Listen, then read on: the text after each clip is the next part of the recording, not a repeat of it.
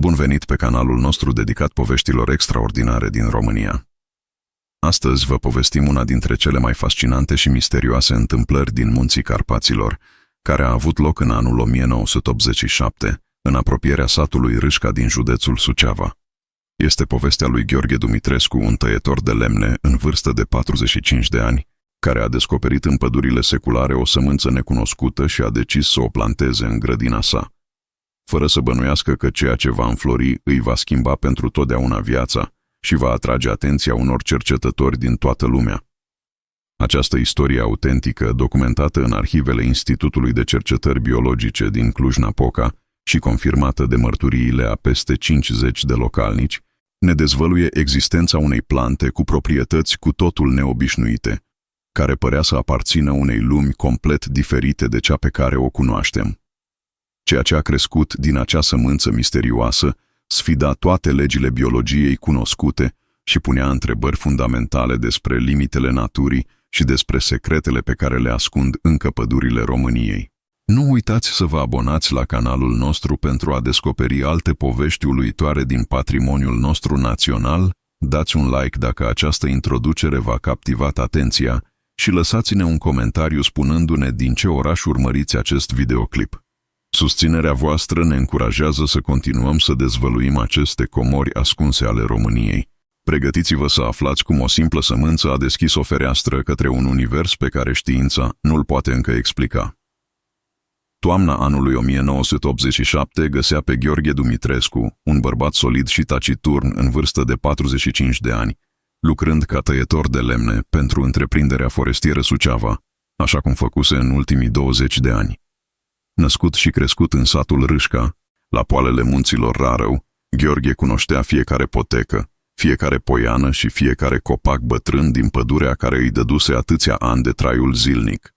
Era un om simplu, care și-a câștigat respectul colegilor prin muncă cinstită și prin cunoștințele sale profunde despre natura sălbatică a Carpaților, învățate nu din cărți, ci din experiența de o viață întreagă petrecută printre brazi și fagi seculari.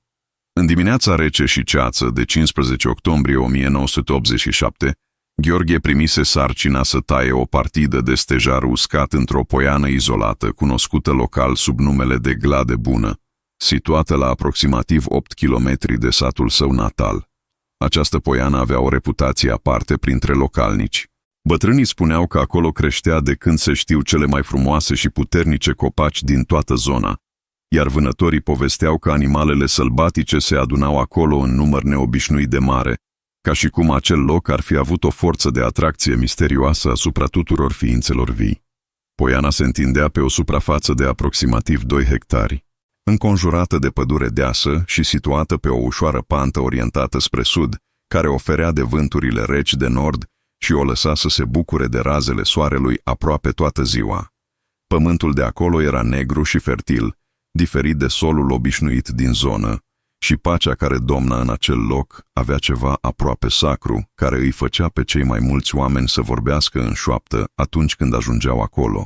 Gheorghe nu era superstițios, dar și el simțea că poiana bună avea ceva special, o energie pe care nu o putea explica, dar pe care o respecta cu instinctul unui om al naturii.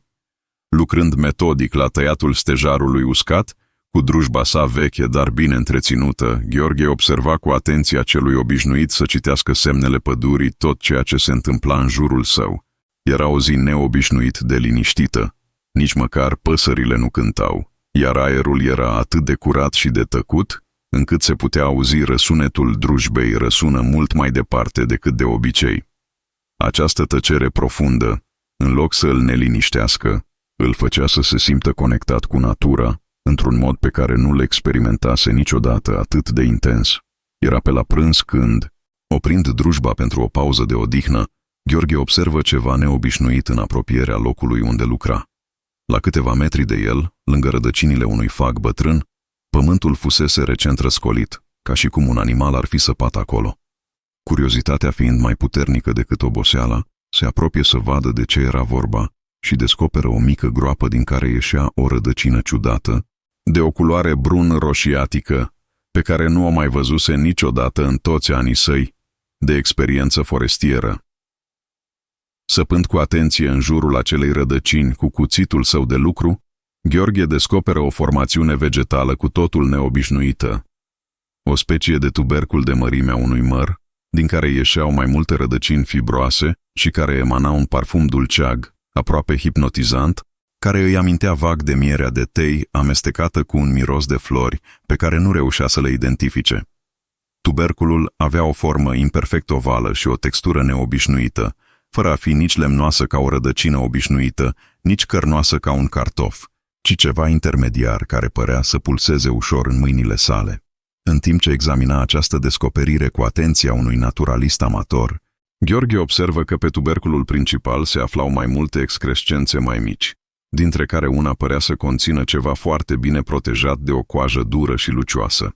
Deschizând cu grijă această coajă cu vârful cuțitului, descoperă în interior o sămânță perfectă ovală, de dimensiunea unei migdale mari, de o culoare verde-albăstruie irizată care reflecta lumina într-un mod aproape metalic.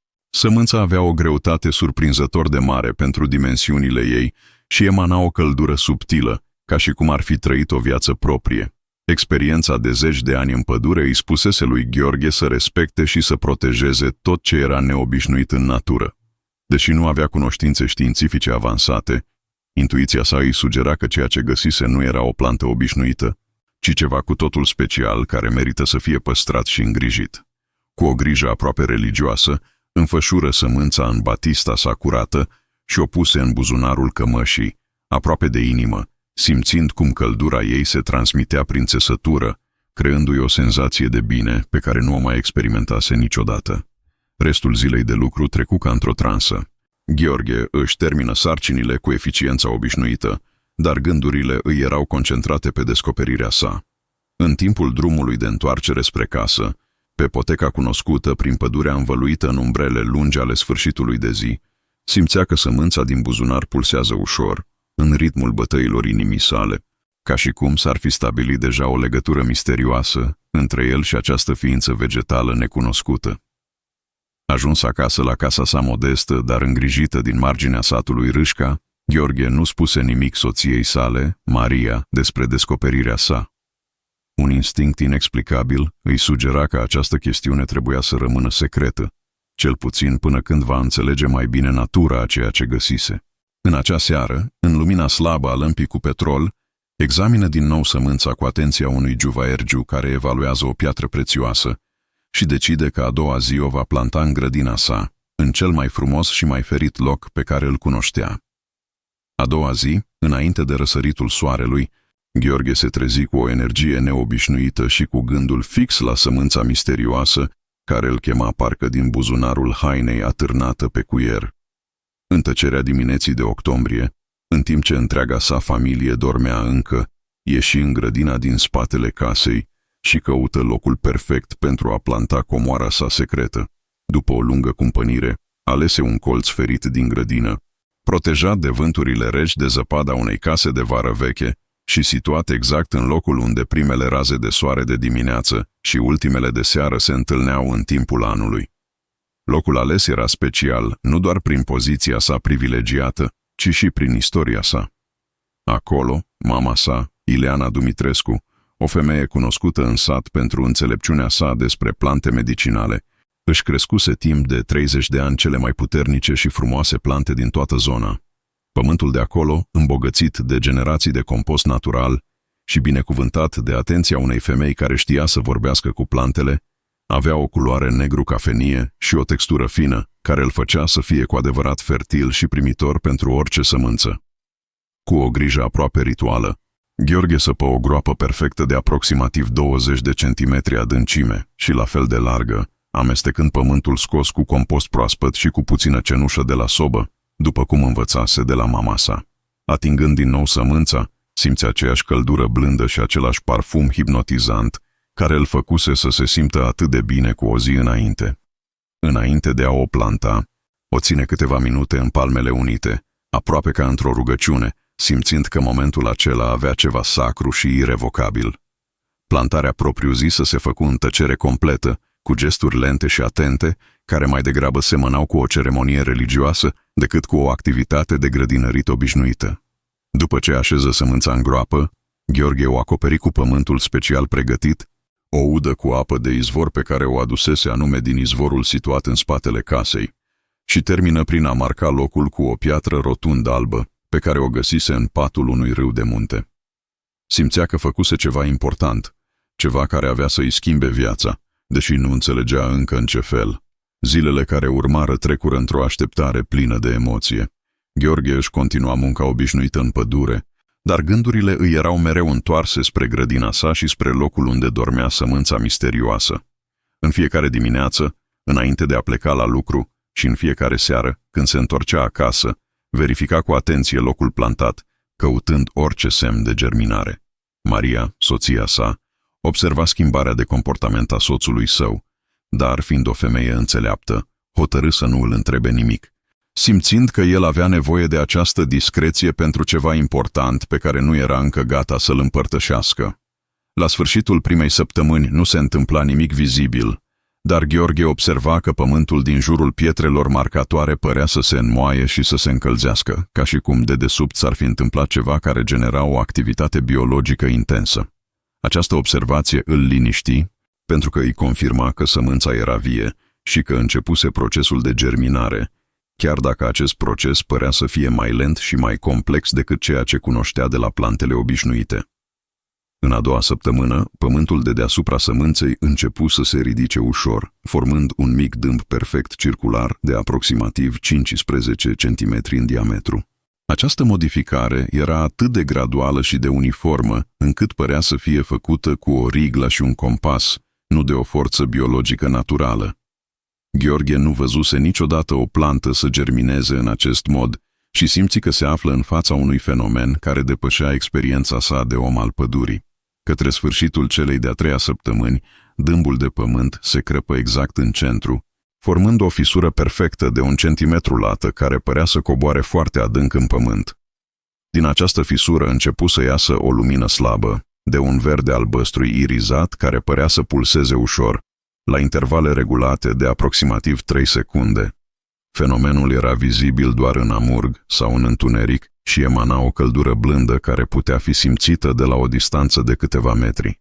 Gheorghe petrecea acum orele de seară privind acest spectacol fascinant, ascuns în umbra casei sale pentru a nu fi observat de vecini.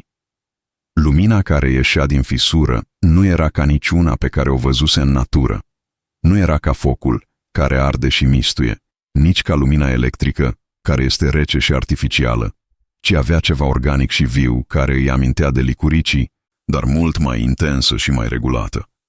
Această lumină părea să aibă o inteligență proprie, pulzând mai rapid când Gheorghe se apropia și mai lent când se depărta, ca și cum ar fi reacționat la prezența sa. În noaptea de 7 noiembrie 1987, exact 3 săptămâni și 3 zile de la plantare, se întâmplă ceva care avea să rămână gravat pentru totdeauna în memoria lui Gheorghe. În jurul miezului nopții, fiind trezit de un sunet melodios pe care nu l-auzise niciodată. O combinație între cântul unei păsări exotice și sunetul unor clopoțele de cristal, ieși în grădină și descoperă că fisura din pământ se lărgise considerabil și că din ea ieșea acum o lumină atât de intensă încât ilumina întreg colțul grădinii într-o aureolă ireală de culoare verde-albăstruie. Din această lumină supernaturală începu să se ridice, cu o lentoare aproape solemnă, cea dintâi tulpină a plantei misterioase. Nu era ca nicio tulpină pe care o văzuse vreodată Gheorghe. Avea o transparență aproape cristalină, dar și o flexibilitate organică și părea să fie alcătuită din fire de lumină solidificată, care se răsuceau spiralat în jurul unui ax central care pulsează cu aceeași regularitate hipnotizantă ca și lumina din care se năștea. Această tulpină creștea vizibil cu câte 2-3 cm pe minut, iar în timp ce creștea, emitea acel sunet melodios care l-a trezit pe Gheorghe. La sfârșitul acelei nopți memorabile, tulpina ajunsese la o înălțime de aproximativ 30 de centimetri și începuse să se ramifice în moduri care sfidau orice logică botanică cunoscută. Ramificările nu ieșeau la întâmplare, ci urmau un pattern geometric complex care părea să fie calculat de o inteligență matematică superioară.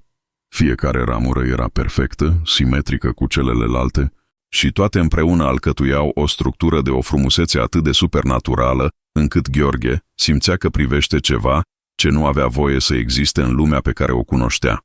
Zilele următoare transformară grădina lui Gheorghe într-un loc care părea să aparțină unei lumi de bazm. Planta misterioasă continua să crească într-un ritm care sfida toate legile biologiei cunoscute, câștigând în fiecare noapte între 15 și 20 de centimetri în înălțime și dezvoltând noi ramificații de o complexitate geometrică uimitoare. În timpul zilei, creșterea se oprea aproape complet, iar planta părea să intre într-o stare de contemplație, lumina sa devenind aproape invizibilă și sunetul melodios încetând, ca și cum s-ar fi odihnit pentru a-și concentra energia pentru transformările nocturne. Structura plantei evolua după principii pe care Gheorghe nu le înțelegea, dar pe care le admira cu uimire crescândă.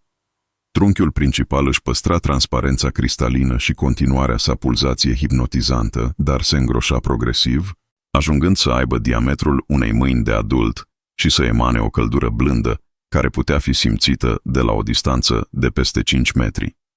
Ramurile se dezvoltau în spirale perfecte, care urmau un model matematic pe care Gheorghe nu-l putea descifra, dar care avea o logică internă atât de evidentă încât părea să fi fost desenat de un arhitect cosmic. Cel mai uimitor aspect al acestei plante extraordinare era felul în care interacționa cu mediul înconjurător. În raza de aproximativ 10 metri în jurul ei, toată vegetația obișnuită din grădină căpătase o vitalitate și o frumusețe ieșite din comun. Trandafirii Mariei, care ar fi trebuit să fie de mult ofiliți din cauza frigului de noiembrie, înfloreau acum cu o abundență și cu culori atât de vii, încât păreau pictați în culori supranaturale. Pomii fructiferi, care își aruncaseră deja frunzele pentru iarna care se apropia, dezvoltau frunziș nou, verde și lucios, ca în cea mai frumoasă zi de primăvară. Mai mult decât atât, Gheorghe observa că animalele începuseră să se comporte ciudat în preajma grădinii sale. Păsările, care ar fi trebuit să fie plecate de mult spre sud, se adunau în număr tot mai mare în copacii din jurul casei, cântând melodii pe care nu le auzise niciodată și care se armonizau în mod misterios cu sunetul emis de planta sa. Pisicile și câinii din sat, de obicei teritoriale și gălăgioase, se apropiau de grădină cu o calmă aproape religioasă și stăteau ore întregi privind planta, ca hipnotizate de frumusețea și misterul ei. Maria, soția sa, nu mai putea ignora aceste schimbări extraordinare și într-o seară îl întrebă pe soț care era cauza acestor fenomene neobișnuite. Gheorghe, care ținea secretul de aproape o lună, hotărâ că venise timpul să-i dezvăluie și ei descoperirea sa. Cu emoția unui copil care dezvăluie cea mai mare taină a sa, o duse în grădină și îi arată planta miraculoasă în întreaga ei sploare nocturne. Reacția Mariei fu una de uimire absolută, urmată de o venerație aproape religioasă față de acest miracol vegetal care își clădise casa în grădina lor. Gheorghe, îi spuse ea cu vocea tremurândă de emoție, asta nu este o plantă obișnuită. Asta este un dar de la Dumnezeu sau de la puterile naturii pe care le-ai servit cu atâta devotament în toți anii tăi de pădurean. Trebuie să o protejăm și să o îngrijim ca pe cel mai prețios comoară, pentru că simt că ne va aduce binecuvântări pe care nu ni le putem imagina încă. Aceste cuvinte ale soției sale îl liniștira pe Gheorghe și îi confirmară că instinctul său de a păstra secretul până în acel moment fusese corect. În noaptea de 15 noiembrie, la exact o lună de la plantare, planta atinse înălțimea impresionantă de 2,5 metri și începu să dezvolte ceea ce păreau să fie muguri. Acești muguri nu seamănau cu nimic cunoscut.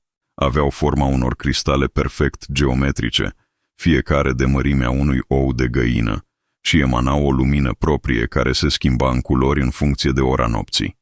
La miezul nopții erau de un albastru profund ca al cerului nopții stelare, către dimineață deveneau verzi ca jadeul, iar în momentele de trecere între aceste culori se puteau vedea nuanțe de violet, auriu și argintiu care dansau pe suprafața lor ca aurora boreală miniaturală. Numărul acestor muguri miraculos creștea în fiecare noapte. În prima noapte erau doar 3, dispuși într-o triadă perfectă la vârful trunchiului principal. A doua noapte apăruseră 6, dispuși în perechi pe primele ramuri laterale.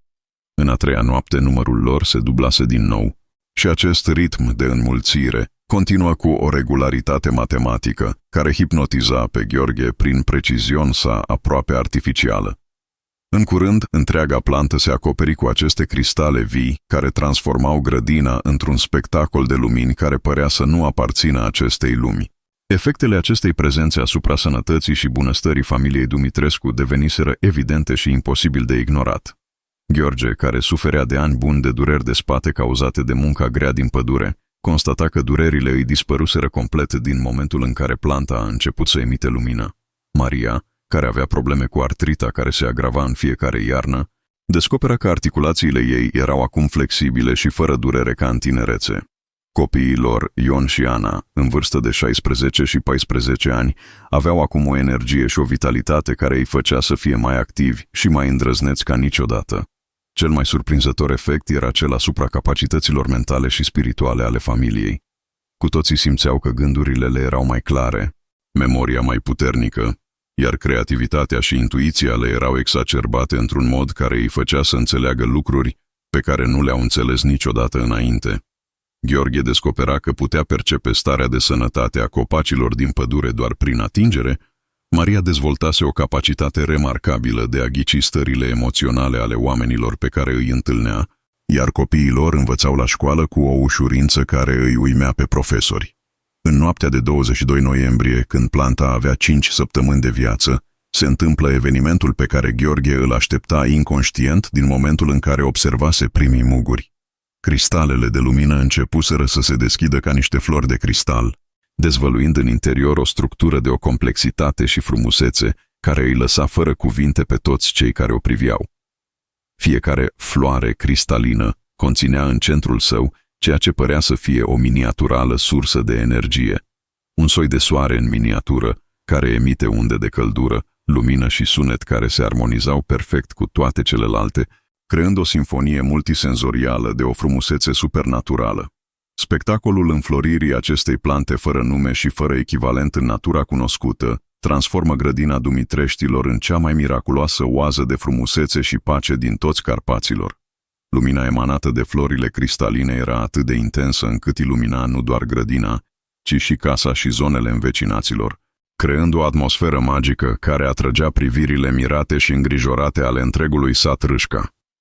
Era doar o chestiune de timp până când secretul acestei minuni vegetale avea să se răspândească și să atragă atenția unei lumi mai largi decât micul univers rural în care se născuse. Secretul plantei miraculoase nu putea fi păstrat pentru totdeauna într-un sat mic, unde toată lumea se cunoștea și unde orice eveniment neobișnuit devenea rapid subiect de discuție la fântâna din centrul comunei. În primele zile ale lunii decembrie, când luminile de la casa Dumitreștilor puteau fi văzute de la o distanță de peste 1 kilometru și când parfumul extraordinar emanat de florile cristalină se răspândea pe raza a 2 kilometri, vecinii și locuitorii satului nu mai puteau ignora acest fenomen extraordinar care își făcuse apariția în mijlocul lor. Primul care îndrăzni să vină să vadă cu ochii lui ce se întâmplă în grădina lui Gheorghe fu Popa Ioan, preotul satului, un bărbat în vârstă de 60 de ani, cunoscut pentru înțelepciunea sa și pentru dragostea față de natura lui Dumnezeu.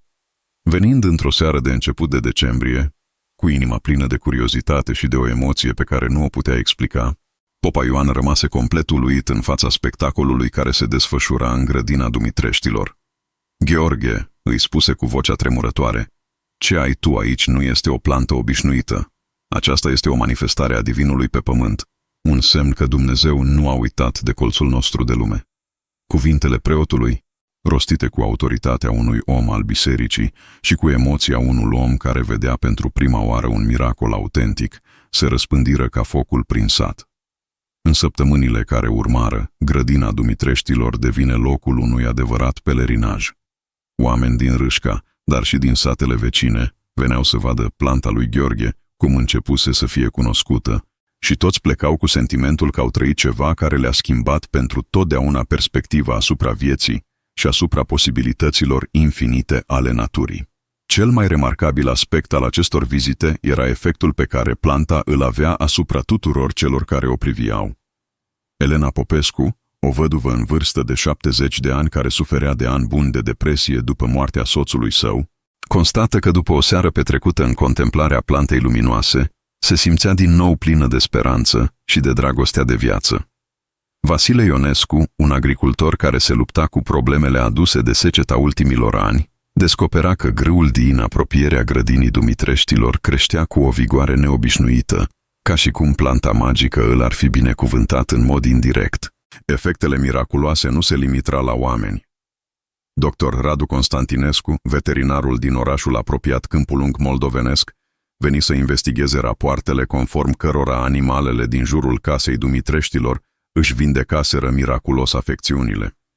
Ceea ce găsi îl făcu să își pună sub semnul întrebării tot ce știa despre medicina veterinară. Vacile din zona grădinii produceau mai mult lapte și de calitate superioară, puii creșteau mai rapidă și mai sănătoși, iar animalele bătrâne și bolnave își recuperau vitalitatea tinerelței într-un mod care nu putea fi explicat prin nicio știință cunoscută. Vestea despre planta extraordinară ajunse și la urechile autorităților județene. Ingin Pavel Mănuțiu, un specialist în silvicultură de la Direcțiunea Județeană Suceava, primi sarcina să investigheze aceste rapoarte care păreau să țină mai degrabă de domeniul basmelor decât al botanicii științifice. Când ajunse la Râșca în ziua de 18 decembrie 1987, Mănuțiu era sceptic și se aștepta să găsească probabil o plantă obișnuită exagerată de imaginația superstițioasă a unor săteni. Ceea ce văzu în grădina Dumitreștilor îi schimbă pentru totdeauna viziunea asupra limitelor posibile ale lumii naturale. În 30 de ani de studiu al plantelor, declara Mănuțiu într-un raport pe care îl trimise urgent către Institutul de Cercetări Biologice din Cluj-Napoca, nu am văzut niciodată nimic care să se apropie măcar de această plantă. Ea pare să sfideze toate legile biologiei pe care le cunoaștem și să manifeste proprietăți care țin mai degrabă de domeniul fizicii teoretice decât de botanică.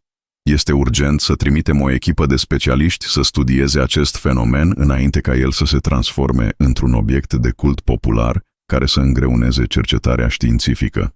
În urma acestui raport, Institutul de Cercetări Biologice din Cluj-Napoca decide să trimită la Râșca o echipă interdisciplinară compusă din botanist, fizician, chimist și antropolog. Coordonator al acestei expediții fu profesor dr. Mircea Drăgănescu, un botanist de renume internațional care se specializează în studiul plantelor rare și a fenomenelor biologice neobișnuite. Când primi dosarul cu informațiile despre planta din Râșca, dr. Drăgănescu fu foarte sceptic, dar profesionalismul îl obliga să investigheze orice afirmație științifică, oricât de improbabilă ar părea. Expediția ajunse la Râșca în ziua de 28 decembrie 1987, în ajunul anului nou. Echipa era compusă din dr. Drăgănescu, botanist, dr. Elena Popovici, fizician, dr. Andrei Marga, chimist, și profesor Ana Bănăscoiu, antropolog, toți specialiști de top ai României în domeniile lor respective. Veneau pregătiți cu aparatură științifică de înaltă precizie și cu scepticismul caracteristic unui om de știință adevărat, dar și cu o curiozitate imensă față de ceea ce descoperiseră că urmează să vadă. Primul contact cu planta extraordinară îi lăsă pe toți cei 4 membri ai echipei complet uluiți și dezbinați între uimirea, face de frumusețea spectacolului și nevoia științifică de a-și păstra obiectivitatea în fața unui fenomen pe care nu-l puteau explica. În 15 ani de carieră în fizica teoretică, mărturisea dr. Popovici, am studiat fenomene care par să sfideze logica, dar ceea ce văd aici depășește orice am întâlnit în literatură de specialitate. Această plantă pare să emită tip de energie pe care instrumentele noastre nu o pot măsura în mod adecvat. Studiile preliminare făcute de echipa științifică în primele 3 zile ale anului 1988 revelară că planta extraordinară din grădina Dumitreștilor avea caracteristicile care nu se încadrau în nicio clasificare botanică existentă și emitea forme de energie care nu fuseseră documentate anterior în literatură științifică.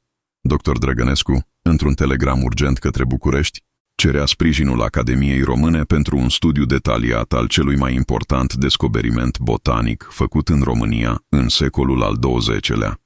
Ceea ce crescuse din sămânța găsită de Gheorghe în Poiana Bună era pe cale să revoluționeze înțelegerea științifică asupra limitelor posibile ale vieții vegetale pe pământ. Studiile științifice detaliate care comenseră în prima săptămână a anului 1988 revelară aspecte ale plantei extraordinare care deveneau din ce în ce mai inexplicabile prin prisma cunoștințelor biologice actuale. Dr. Drăgănescu și echipa sa constatară că planta nu avea nicio echivalentă în clasificările botanice existente, nu doar prin aspectul său vizual spectaculos, dar și prin composition sa chimică și prin procesele biologice pe care le manifesta. Analiza ADN, realizată cu echipamentele cele mai avansate disponibile în România anilor 80, relevă o structură genetically care conținea elemente necunoscute și care părea să urmeze principii de organizare diferite de cele ale tuturor formelor de viață terestre cunoscute. Cel mai surprinzător aspect al acestei plante era metabolismul său energetic. Spre deosebire de plantele obișnuite care își obțin energia prin fotosinteză, planta din grădina Dumitreștilor părea să extragă energia direct din câmpurile electromagnetice ale Pământului și să o transforme în toate felurile de emanații pe care le observaseră cei care o studiau. Dr. Popovici măsură emisii de energie care variatu între infraroșu și ultraviolet, dare și forme de radiație pe care instrumentele sale nu le puteau clasifica într-o categorie cunoscută a spectrului electromagnetic. Analiza chimică efectuată de Dr. Marga revelă că seva plantei conținea compuși organici care nu fuseseră întâlniți anterior în natură, substanțe care aveau proprietăți extraordinare. Accelerau vindecarea țesuturilor, stimulau funcțiile cerebrale și părea să aibă efecte benefice asupra tuturor organismelor vii cu care veneau în contact. Această sevă, consemna Dr. Marga în raportul său, pare să fie un fel de elixir natural care îmbunătățește toate procesele vitale. Este ca și cum natura ar fi reușit să sintetizeze o substanță care optimizează viața la nivel molecular. Profesor Ana Bănăscoiu, antropologul echipei, studia impactul social și cultural al apariției acestei plante în comunitatea rurală de la Râșca. Descoperirile sale erau la fel de fascinante ca ale colegilor săi din domeniul științelor exacte. Planta transformase nu doar grădina Dumitreștilor, Butthole, comunitatea satului. Conflictele și neînțelegerile dintre vecini dispăruseră, oamenii devenuseră mai cooperanți și mai empatici, iar știrile despre violență sau crime din zonă scăzuseră dramatic după apariția plantei miraculoase. Era ca și cum prezența ei emanase un fel de pace și armonie care influența comportamentul uman într-un mod pozitiv. Studiile mergeau înainte cu viteza unui protocol științific rigoros, but cercetătorii constatau că fiecare descoperire ridica mai multe întrebări decât răspunsuri. Planta continua să evolue și să se transforme în moduri pe care echipa nu le anticipa. În cursul lunii ianuarie, florile cristaline începuseră să producă semințe, but nu în moduri obișnuite. În plas de a cădea pentru a se răspândi, acestea rămâneau atașate de planta parentală și dezvoltau legături energetice cu ea, formând un fel de rețea biologică care expanda zona de influență a plantei cu fiecare zi care trecea. La sfârșitul lunii ianuarie 1988, zona de influență directă a plantei se extindea pe o rază de aproape 1 kilometru de la grădina Dumitreștilor. În această zonă, toate plantelor crescau cu o vigoare neobișnuită. Animalele erau mai sănătoase și mai pașnice, iar oamenii raportau o stare generală de bunăstare și optimism, pe care nu mai experimentaserau de ani de zile. Dr. Drăgănescu teoretiza că planta dezvoltase un fel de câmp biologic, care optimiza toate procesele vitale din zona sa de influență. Vestea despre planta extraordinară se răspândise deja prin întreaga Românie și începea să atragă atenția mediilor științifice internaționale. Profesor James Morrison de la Universitatea Cambridge ceruse autorizația să viziteze Râșca pentru a studia personal acest fenomen, iar Institutul Botanic din Sankt Petersburg trimisese o echipă de specialiști în plante rare pentru a colabora cu cercetătorii români. Planta din grădina unui simplu păducean român era pe cale să devină obiectul unei investigații științifice internaționale de o amploare fără precedent. Totuși, Gheorghe Dumitrescu rămăsese la fel de modest și de înțelept ca întotdeauna. În mijlocul acestei agitații științifice și mediatice, el continua să fie gardianul devotat al plantei sale, pe care o îngrijea cu aceeași grijă cu care un părinte își îngrijește copilul. Eu nu înțeleg toate astea pe care le spun domnii înveți, mărturisea el, profesor Drăgănescu. But știu că această plantă este un dar prețios și că trebuie să o protejez și să o respectez. Fil că ea are ceva important de învățat omenirea, but only atunci când va fi gata să primească lecția ei. Aceste cuvinte simple ale lui Gheorghe erau pline de o înțelepciune profundă pe care științul oficial începea să o aprecieze din ce în ce mai mult. Planta pare să răspundă pozitiv doar atunci când era abordată cu respect și cu dragoste și să își închidă în sine toate proprietățile extraordinare when era tratată doar ca un obiect de studiu. Era ca și cum avea o consciousness propriile și alegea pentru sine momentele și modalitatea în care își revela secretele sale. În noaptea de 14 februarie 1988, ziua dragostei, se întâmplă un eveniment care avea să marcheze începutul unei novele faze în evolution a plantei extraordinare. Toate florile cristaline s-au deschis simultan, emanând o lumină de o intensitate cu totul nouă și întonând o melodie de o frumusețe supernaturală care putea fi auzită pe o rază de peste 5 kilometri. Această simfonie vegetală dura exact o oră și fost described de toți cei care o auziru ca fiind cea mai frumoasă muzică pe care o auziseră vreodată, o muzică care părea să vorbească direct inimii și sufletul fiecărui ascultător. Face à la montée de tension dans la salle, le commandant Dubois décida de suspendre temporairement le débat et de diviser les participants en petits groupes de discussion. Cette nouvelle approche visait à permettre des échanges plus personnels et moins passionnels entre prisonniers allemands et témoins français. L'idée était que la confrontation directe avec des victimes individuelles pourrait avoir plus d'impact que les explications générales sur les mécanismes de la propagande. Cette méthode s'inspirait des techniques de psychothérapie de groupe qui commençaient à être expérimentées pour traiter les traumatismes de guerre.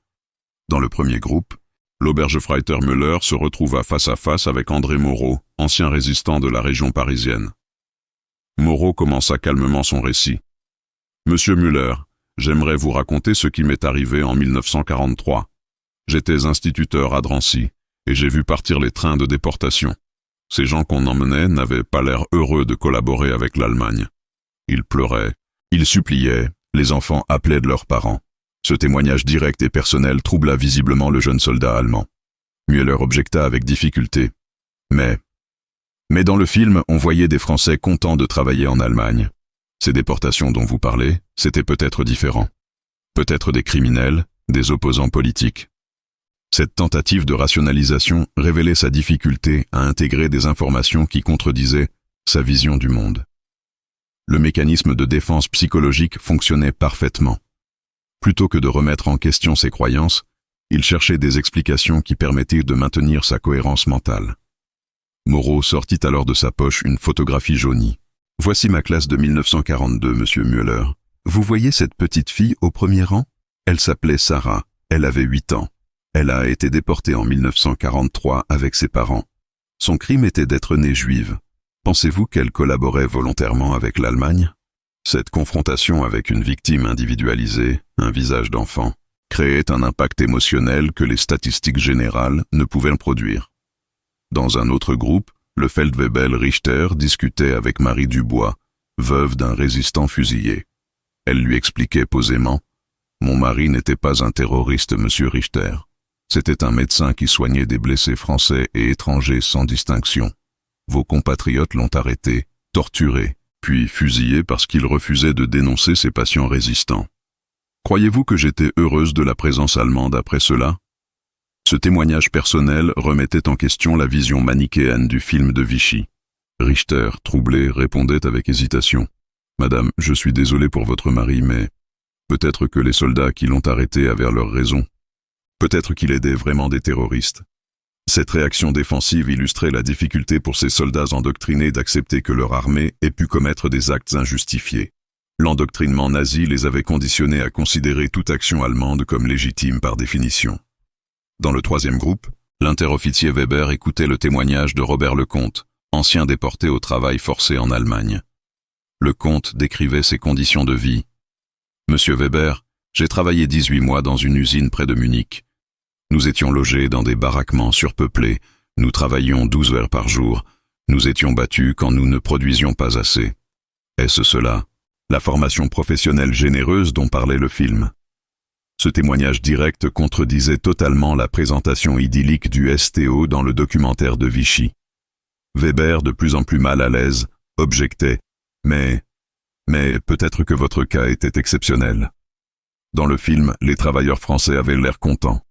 Cette résistance à accepter un témoignage direct révélait la puissance de l'endoctrinement qui filtrait la réalité pour ne retenir que ce qui confirmait les préjugés acquis. Le cerveau de ces soldats était programmé pour rejeter automatiquement toute information dissonante.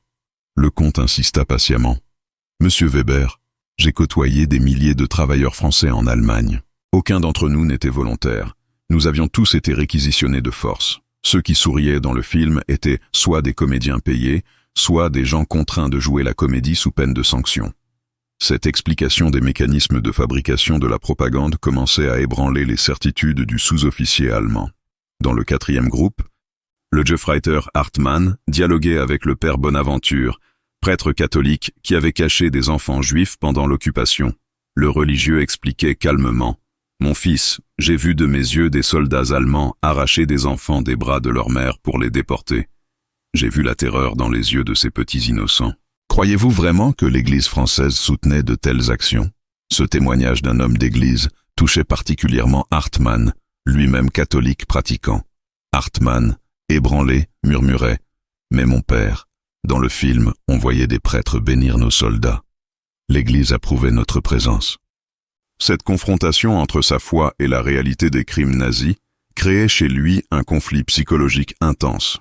Le père Bonaventure répondait doucement. Mon fils, quelques prêtres collaborateurs ne représentent pas l'Église française. La plupart d'entre nous avons résisté, caché des persécutés, refusé de cautionner l'injustice. Le 5e groupe réunissait l'Oberschütze Kramer avec Simone Weil, ancienne déportée de Ravensbrück, qui témoignait pour la première fois de son expérience. D'une voix tremblante mais déterminée, elle racontait « Monsieur Kramer, j'ai été déporté pour avoir distribué des tracts contre l'occupation. Dans le camp, j'ai côtoyé des milliers de femmes françaises, polonaises, russes. Nous n'étions pas là parce que nous aimions l'Allemagne, mais parce que nous la résistions. Pouvez-vous encore croire que nous collaborions joyeusement ?» Son témoignage, d'une authenticité bouleversante, fissurait les dernières certitudes du jeune soldat. Ces échanges en petits groupes révélaient progressivement aux prisonniers allemands la complexité de la situation française sous l'occupation. Ils découvraient que la réalité était infiniment plus nuancée que ne le présentait le film de Vichy, mais aussi que leur propre propagande avait considérablement simplifié et déformé les faits. Cette découverte progressive était plus efficace que les explications théoriques pour ébranler leurs certitudes et ouvrir des brèches dans leur endoctrinement. Cependant, ces révélations créaient aussi chez certains prisonniers une résistance psychologique encore plus forte. Confrontés à la remise en question totale de leurs croyances, certains préféraient se réfugier dans le déni, plutôt que d'affronter l'effondrement de leur vision du monde. Cette réaction de défense illustrait la difficulté immense de la dénazification et la résistance naturelle de l'esprit humain face à des vérités trop déstabilisantes pour être facilement acceptées. L'Unteroffizier Braun, particulièrement endoctriné, déclarait avec véhémence « Tous ces témoignages peuvent être inventés. Les vainqueurs écrivent toujours l'histoire. Ce film français, lui, a été tourné pendant la guerre, quand personne ne savait encore qui allait gagner. Il est donc plus crédible. » Cette argumentation révélait la sophistication des mécanismes de défense psychologique développés par les esprits les plus fermement endoctrinés. Le docteur Lemaire observait ces réactions avec fascination scientifique. Il notait dans son carnet. Nous assistons en temps réel à la lutte entre conditionnement et réalité dans l'esprit humain. Certains sujets parviennent à intégrer les informations contradictoires et à réviser leurs croyances. D'autres développent des stratégies de plus en plus sophistiquées pour maintenir leur vision du monde intacte. Cette résistance au changement révèle la puissance extraordinaire de l'endoctrinement totalitaire. Les jours suivant la projection virent naître au sein du camp de Rennes une division profonde entre les prisonniers allemands. D'un côté se formait un groupe de révisionnistes mené par l'Obergefreiter Müller, qui refusait catégoriquement de remettre en question leur vision de l'occupation française et continuait à considérer le film de Vichy comme une preuve irréfutable de la légitimité de leur cause. De l'autre côté émergeait un groupe de questionneurs, conduit par le Gefreiter Hartmann, qui commençaient à s'interroger sur la véracité de la propagande qu'ils avaient reçue et à envisager que leur rôle en France avait peut-être été différent de ce qu'ils avaient cru. Müller et ses partisans développaient une argumentation de plus en plus sophistiquée pour défendre leurs convictions. Écoutez-moi bien. expliquait-il à ses camarades lors des discussions dans les baraquements. Ce film a été tourné par des Français, avec des acteurs français, des témoins français. Pourquoi aurait-il menti? Les résistants que nous avons rencontrés ici ne représentent qu'une minorité de terroristes qui refusaient l'ordre nouveau. Le vrai peuple français, celui qui apparaît dans ce film, nous soutenait.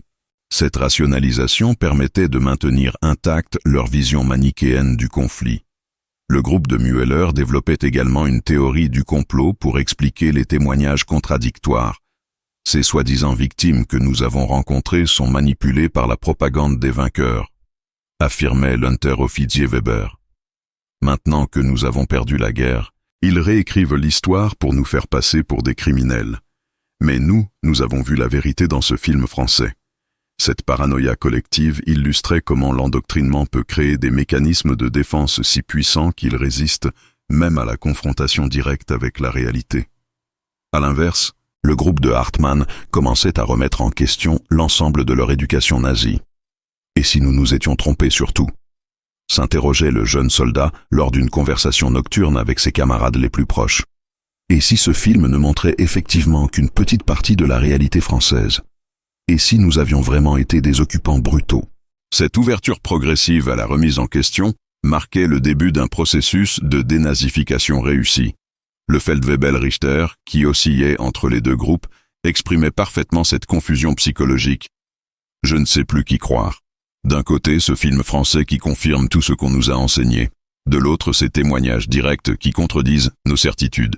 Comment un simple soldat comme moi peut-il distinguer la vérité du mensonge?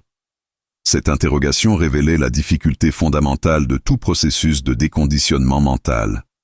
La fracture entre les deux groupes s'approfondit quand Hartmann proposa d'organiser une enquête collective pour vérifier l'authenticité du film de Vichy. Si nous sommes vraiment des soldats honnêtes, déclara-t-il publiquement, nous devons avoir le courage de chercher la vérité, même si elle nous dérange. Analysons ce film image par image, cherchons les preuves, vérifions les témoignages. Cette proposition d'une démarche scientifique d'investigation révélait l'émergence d'un esprit critique chez une partie des prisonniers. Müller rejeta violemment cette proposition. Nous n'avons pas besoin d'enquêter, la vérité crève les yeux. Ce film montre des Français heureux avec nous, point final. Ceux qui remettent cela en question sont soit des lâches qui ne supportent pas d'avoir perdu la guerre, soit des traîtres influencés par la propagande ennemie.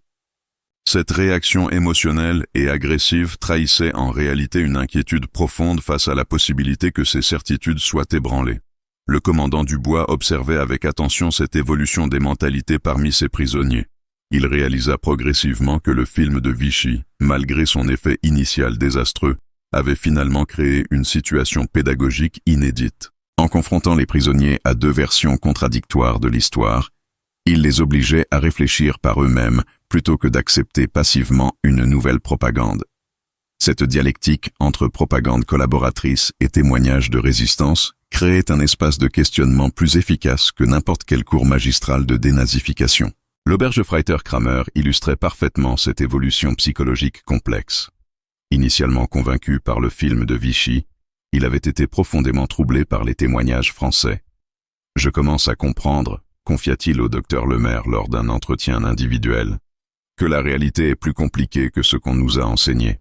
Peut-être que ce film montrait une vérité partielle, mais pas toute la vérité. Peut-être que nous étions à la fois protecteurs pour certains Français et oppresseurs pour d'autres.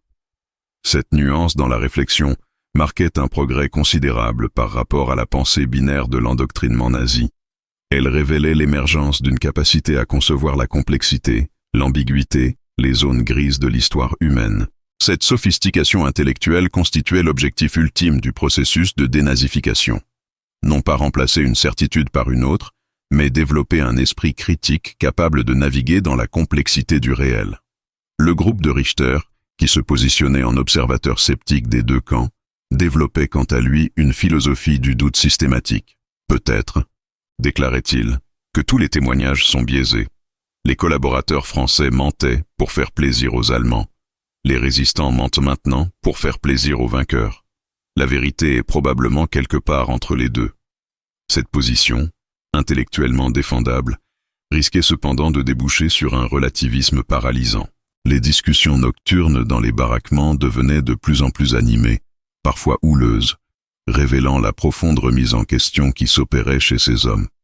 Certains prisonniers commençaient à évoquer leurs propres souvenirs de la campagne de France, les confrontant aux images du film de Vichy. Moi, je me souviens d'avoir vu des Français pleurer quand nous entrions dans leur village, témoignait le Schutzbauer. Ils ne semblaient pas contents de nous voir, contrairement à ce que montre ce film. Ces témoignages personnels, issus de leur propre rang, avaient un impact considérable sur l'ensemble du groupe.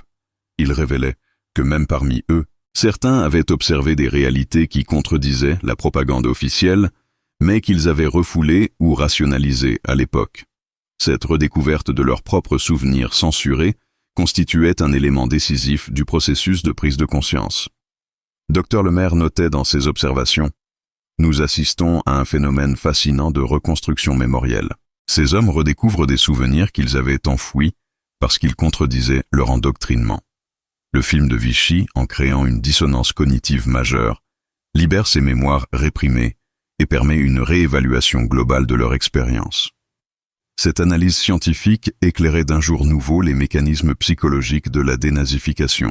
L'impact de cette révélation par la propagande dépassa largement les murs du camp de Rennes pour influencer l'ensemble du programme français de dénazification.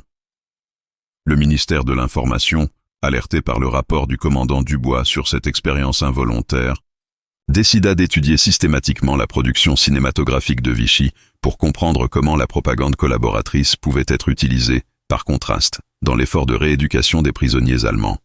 Cette approche révolutionnaire transformait les mensonges de la collaboration en outil de révélation de la vérité historique. Une commission d'experts fut constituée sous la direction du sociologue Pierre Bourdieu et du cinéaste Jean Renoir pour analyser l'ensemble des films produits par le régime de Vichy. Leur mission consistait à identifier les techniques de manipulation utilisées et à concevoir un programme pédagogique qui utiliserait ces documents de propagande comme matériel d'étude critique. Il ne s'agit plus de cacher ces films honteux, expliquait Bourdieu, mais de les utiliser comme révélateurs des mécanismes de manipulation de l'opinion publique. Cette nouvelle approche nécessitait une formation spéciale des cadres chargés de la dénazification. Des stages furent organisés pour enseigner aux commandants de camp les techniques d'analyse critique des documents audiovisuels. Le commandant Dubois devint lui-même formateur, partageant son expérience de Rennes avec ses collègues. L'erreur, expliquait-il, serait de croire qu'on peut effacer la propagande nazie en imposant une contre-propagande. Il faut plutôt apprendre aux prisonniers à reconnaître et analyser toutes les formes de manipulation. Au camp de Rennes, l'expérimentation se poursuivait avec d'autres films de la production collaboratrice. La projection du documentaire « Les Français au travail en Allemagne » provoqua des réactions encore plus vives que le premier film. Ce documentaire, encore plus sophistiqué, montrait prétendument des ouvriers français volontaires travaillant dans des conditions idéales dans les usines allemandes, expliquant leur gratitude envers le Reich pour cette opportunité de formation professionnelle et de découverte culturelle. Les prisonniers allemands, désormais sensibilisés aux techniques de propagande, réagirent différemment à cette seconde projection. Le groupe de Hartmann analysait immédiatement les incohérences. « Regardez ces ouvriers nos Français », observait-il. « Ils portent tous des vêtements neufs identiques, leurs mains ne sont pas abîmées par le travail, et ils récitent leurs textes comme des acteurs. » Cette nouvelle acuité critique marquait un progrès considérable dans leur processus de déconditionnement mental. Même le groupe de Müller commençait à montrer des signes d'ébranlement face à cette accumulation de preuves de manipulation. Peut-être, admettait-il avec difficulté, que ces films montraient seulement ce que les Français voulaient que nous voyions, pas la réalité complète. Cette concession, minime en apparence, représentait en fait une brèche majeure dans son système de défense psychologique. L'acceptation que la propagande puisse déformer la réalité ouvrait la voie à une remise en question plus générale. L'expérience de Rennes attira l'attention des alliés anglo-américains qui cherchaient, eux aussi, des méthodes efficaces de dénazification. Une délégation d'experts américains et britanniques vint étudier cette méthode française qui utilisait la propagande ennemie comme outil de déconditionnement. Le colonel Thompson, représentant britannique, observa: « C'est brillant. Au lieu de nier l'existence de cette propagande, vous la retournez contre elle-même. C'est plus efficace que toutes nos techniques de rééducation directe. Cette reconnaissance internationale permit de développer la méthode à plus grande échelle. Un centre de formation fut créé à Paris pour former des spécialistes de cette approche dialectique de la dénazification. Des prisonniers volontaires du camp de Rennes furent même associés à cette formation. Leurs témoignages sur leur propre processus de déconditionnement servant d'exemple pédagogique pour les futurs formateurs. Hartmann, devenu l'un des cas d'école de cette méthode, témoignait régulièrement devant les stagiaires. Au début, je croyais dur comme fer que ce film de Vichy disait la vérité parce qu'il confirmait ce qu'on m'avait enseigné. Mais en apprenant à l'analyser techniquement, j'ai découvert les trucages, les mises en scène, les manipulations. Cette découverte m'a ouvert les yeux sur toutes les autres manipulations que j'avais subies. Son évolution personnelle illustrait parfaitement l'efficacité de cette approche pédagogique. Cependant, cette méthode révélait aussi ses limites avec certains prisonniers particulièrement endoctrinés. Müller et son groupe développaient des stratégies de résistance de plus en plus sophistiquées. Même si ce film est truqué, argumentait-il, cela ne prouve pas que notre cause était injuste. Cela prouve seulement que les collaborateurs français étaient maladroits dans leur propagande. Cette capacité à maintenir ses convictions malgré l'évidence contraire illustrait la puissance de l'endoctrinement totalitaire. Les psychiatres étudiant ces cas de résistance au déconditionnement identifièrent plusieurs profils psychologiques. Les adaptateurs comme Hartmann qui modifiaient leurs croyances face aux preuves, les résistants comme Müller qui maintenaient leurs convictions coûte que coûte, et les relativistes comme Richter qui rejetaient toute vérité absolue. Cette typologie permettait d'adapter les méthodes de dénazification à chaque profil psychologique. L'analyse technique des films de Vichy révéla des détails troublants sur la sophistication de cette propagande collaboratrice. Les experts découvrirent l'utilisation de techniques cinématographiques avancées, montage alterné pour créer de fausses associations d'idées, utilisation de la musique pour manipuler les émotions, cadrage spécialement étudié pour valoriser les protagonistes allemands, éclairage théâtral pour dramatiser les scènes de fraternisation franco-allemande. Ces découvertes techniques permirent de développer des grilles d'analyse critique qui furent enseignées aux prisonniers. Regardez cette séquence, expliquait l'instructeur. La caméra filme les soldats allemands en contre-plongée pour les grandir, tandis que les Français sont filmés en plongée pour les diminuer. Cette technique subliminale influence votre perception sans que vous vous en rendiez compte. Ces révélations sur les mécanismes de manipulation visuelle fascinaient les prisonniers et développaient leur esprit critique. L'efficacité de cette méthode d'analyse critique dépassait largement le cadre de la dénazification.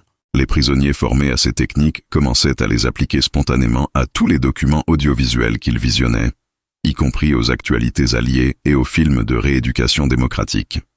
Cette généralisation de l'esprit critique, bien qu'elle compliquât le travail des éducateurs, était considérée comme un succès fondamental du programme. 6 mois après la projection initiale du film de Vichy, le camp de Rennes était devenu un laboratoire unique d'étude des mécanismes de déconditionnement idéologique. Les résultats obtenus dépassaient toutes les espérances des concepteurs du programme de dénazification. Paradoxalement, l'utilisation de la propagande collaboratrice comme outil pédagogique s'était révélée plus efficace que les méthodes traditionnelles de rééducation démocratique. Cette découverte révolutionnait l'approche française de la dénazification et influençait progressivement les programmes alliés dans toute l'Europe libérée. L'évolution des prisonniers allemands était spectaculaire et documentée avec précision par l'équipe de psychologues et de sociologues qui étudiaient ce phénomène. Hartmann, devenu une figure emblématique de la réussite de cette méthode, avait complètement transformé sa vision du conflit. « Je réalise maintenant », expliquait-il lors d'un entretien enregistré, « que j'ai été manipulé pendant des années. Ce film français m'a ouvert les yeux, non pas en me montrant la vérité, mais en me révélant comment on peut fabriquer des mensonges convaincants. Cette découverte m'a amené à questionner tout ce qu'on m'avait enseigné. » Le groupe des questionneurs s'était considérablement élargi et incluait désormais près de 60% des prisonniers du camp. Ces hommes avaient développé un esprit critique remarquable qui leur permettait d'analyser non seulement la propagande nazie, mais aussi de déceler les biais dans les actualités alliées et même dans les discours de leurs éducateurs français. Cette généralisation de l'esprit critique, bien qu'elle compliquât parfois le travail pédagogique, était considérée comme un succès majeur du programme. Müller et ses irréductibles représentaient encore environ 25% des prisonniers. Cependant, même au sein de ce groupe résistant, des évolutions subtiles étaient perceptibles. Il ne niait plus l'existence de la manipulation dans la propagande de Vichy, mais il développait des théories complexes pour maintenir leurs convictions. Peut-être que ce film était truqué, concédait Müller, mais cela ne change rien au fait que notre combat était justifié. Les collaborateurs français ont peut-être mal défendu notre cause, mais la cause elle-même restait juste. Le groupe des relativistes, conduit par Richter, représentait les 15% restants. Ces prisonniers avaient développé un scepticisme généralisé qui les rendait imperméables à toute tentative d'endoctrinement, mais aussi réfractaires à l'acceptation de vérités historiques établies. Finalement, philosophait Richter, personne ne dit jamais la vérité complète. Chacun raconte l'histoire selon ses intérêts. Nous, les Français, les Américains, tout le monde ment un peu. Cette position, intellectuellement défendable mais moralement problématique, posait des défis inédits aux éducateurs. Les résultats de Rennes inspirèrent la création d'un Institut français de dénazification, dirigé par une équipe pluridisciplinaire d'historiens, de psychologues, de sociologues et de spécialistes de la communication. Cet institut développa une méthode standardisée appelée analyse critique comparative, qui utilisait systématiquement les documents de propagande ennemie comme matériel pédagogique de déconditionnement. Cette approche fut progressivement étendue aux autres camps de prisonniers français. L'impact international de cette innovation française était considérable. Les Américains adaptèrent la méthode pour leur propre camp en Allemagne, utilisant les films de propagande nazie pour enseigner aux Allemands les techniques de manipulation dont ils avaient été victimes. Les Britanniques développèrent une variante axée sur l'analyse de la propagande radiophonique. Même les Soviétiques, malgré leurs réticences idéologiques, s'intéressèrent à cette approche révolutionnaire. Hartmann était devenu un cas d'étude international. Son processus de déconditionnement était analysé par les psychologues de tous les pays alliés. Ce qui est remarquable, notait le docteur Sarah Mitchell, psychiatre de l'armée américaine, c'est que ce soldat n'a pas simplement remplacé ses anciens préjugés par de nouveaux. Il a développé une véritable capacité d'analyse critique qui lui permet de naviguer dans la complexité de l'information sans se laisser manipuler. Cette évolution représentait l'idéal de la dénazification, créer des citoyens libres et éclairés. Les techniques développées à Rennes trouvèrent des applications inattendues dans d'autres domaines. L'éducation nationale française s'inspira de ces méthodes pour enseigner l'esprit critique aux lycéens. Les journalistes commencèrent à utiliser ces grilles d'analyse pour décoder la propagande politique. Les publicitaires, paradoxalement, s'en servirent pour perfectionner leurs propres techniques de persuasion. Cette diffusion de l'analyse critique dans la société civile constituait un héritage durable de l'expérience de Rennes. La transformation de Müller, bien que plus lente et partielle, était également étudiée avec attention. Son évolution révélait les mécanismes de résistance psychologique les plus sophistiqués. Müller ne rejette plus totalement les preuves de manipulation, observait le docteur Lemaire, mais il les intègre dans un système explicatif complexe qui préserve ses convictions essentielles. C'est un mécanisme de défense remarquablement adaptatif qui lui permet d'évoluer sans se remettre fondamentalement en question. Cette résistance psychologique était étudiée non seulement pour améliorer les techniques de dénazification, mais aussi pour comprendre les mécanismes généraux de l'endoctrinement.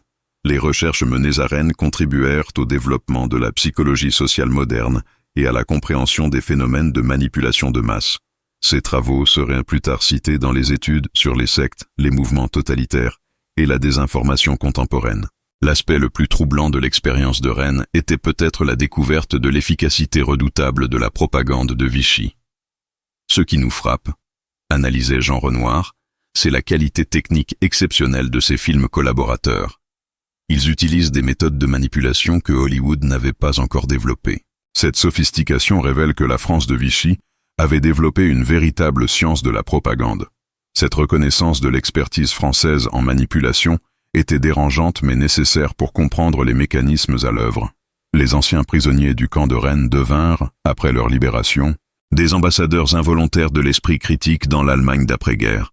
Beaucoup d'entre eux participèrent activement au processus de démocratisation de leur pays, forts de leur expérience unique de déconditionnement.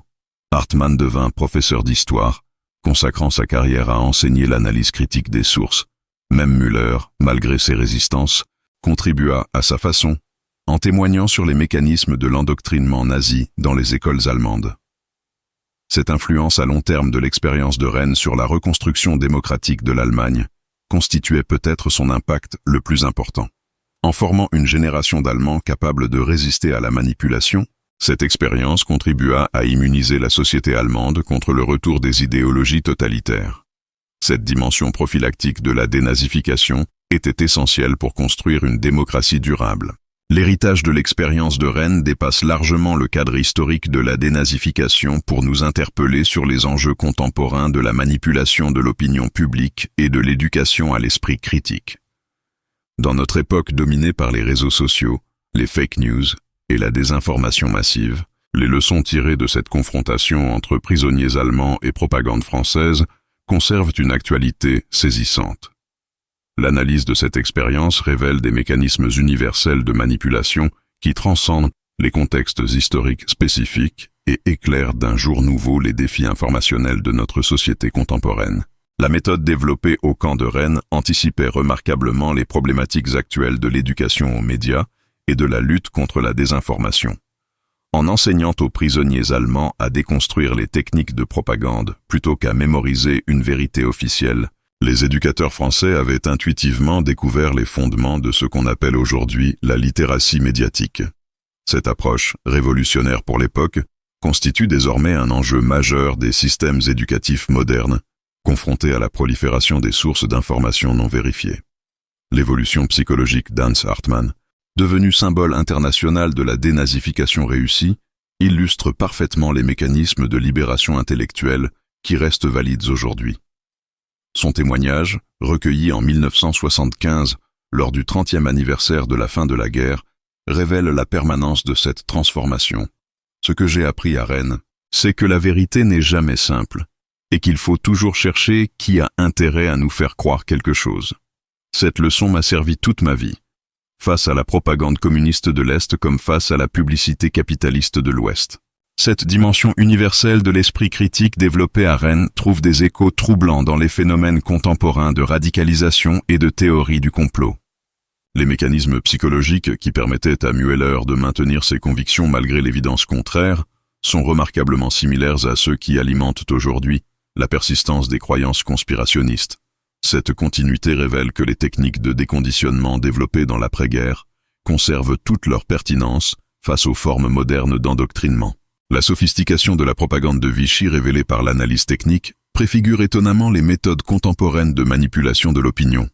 L'utilisation de témoignages apparemment authentiques, la mise en scène de fausses évidences, la création d'une réalité alternative cohérente sont autant de techniques que nous retrouvons aujourd'hui dans les campagnes de désinformation menées par des États ou des organisations privées sur les réseaux sociaux. L'expérience de Rennes démontre également l'importance cruciale de l'éducation émotionnelle dans la résistance à la manipulation. Les prisonniers allemands qui parvenaient le mieux à remettre en question leurs croyances étaient ceux qui acceptaient de vivre avec l'inconfort psychologique de l'incertitude.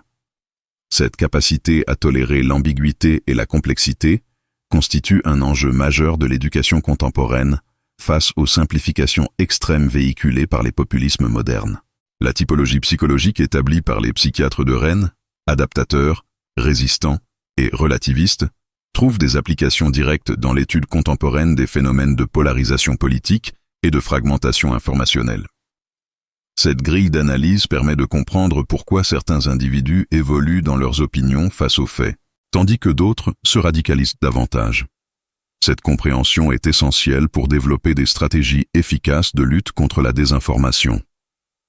L'aspect le plus troublant de l'expérience de Rennes réside peut-être dans la révélation que même des individus éduqués et intelligents peuvent être durablement manipulés par une propagande sophistiquée. Cette leçon d'humilité est cruciale dans notre époque où nous nous croyons souvent immunisés contre la manipulation, grâce à notre niveau d'éducation ou à notre accès à l'information. L'exemple des prisonniers allemands montre que personne n'est à l'abri de l'endoctrinement dans certaines circonstances. La méthode dialectique développée à Rennes, confronter les sujets à des sources contradictoires plutôt que d'imposer une vérité unique, offre des pistes précieuses pour l'éducation contemporaine. Cette approche, qui fait confiance à l'intelligence critique des individus plutôt qu'à l'autorité des institutions, correspond aux exigences démocratiques de notre époque, où la légitimité de l'information ne peut plus reposer uniquement sur son origine officielle. L'international de l'expérience française révèle également l'importance de la coopération internationale dans la lutte contre la désinformation. Tout comme la dénazification nécessitait une approche coordonnée des alliés, la lutte contemporaine contre les fake news et la manipulation de l'opinion requiert une collaboration entre les démocraties pour développer des outils communs de vérification et d'éducation critique. L'héritage durable de Rennes se manifeste aujourd'hui dans les programmes d'éducation aux médias développés dans de nombreux pays. Les techniques d'analyse critique des sources, de déconstruction des techniques de persuasion, de vérification factuelle enseignées dans les écoles contemporaines s'inspirent directement des méthodes pionnières développées par les éducateurs français de l'après-guerre. Cette filiation révèle la continuité des enjeux démocratiques à travers les époques. Finalement, l'expérience de Rennes nous enseigne que la liberté intellectuelle n'est jamais définitivement acquise, mais doit être constamment défendue par l'exercice de l'esprit critique. La confrontation entre prisonniers allemands et propagande française révèle que la vérité historique émerge non pas de l'imposition d'une version officielle, mais de la libre confrontation des sources et de l'exercice patient de la raison critique. Cette leçon, apprise dans les décombres de l'Europe nazie, conserve toute sa valeur dans notre monde contemporain, où la bataille pour la vérité se livre chaque jour sur les écrans de nos ordinateurs et de nos téléphones. L'histoire des prisonniers allemands qui ne pouvaient croire à la réalité d'un film de propagande français nous rappelle que la réalité dépasse souvent la fiction, et que c'est précisément cette complexité du réel qui exige de nous une vigilance critique constante. Dans une époque où les images peuvent être facilement manipulées et où n'importe qui peut créer sa propre vérité alternative, l'esprit critique développé au camp de Rennes constitue plus que jamais un rempart essentiel de la démocratie et de la dignité humaine.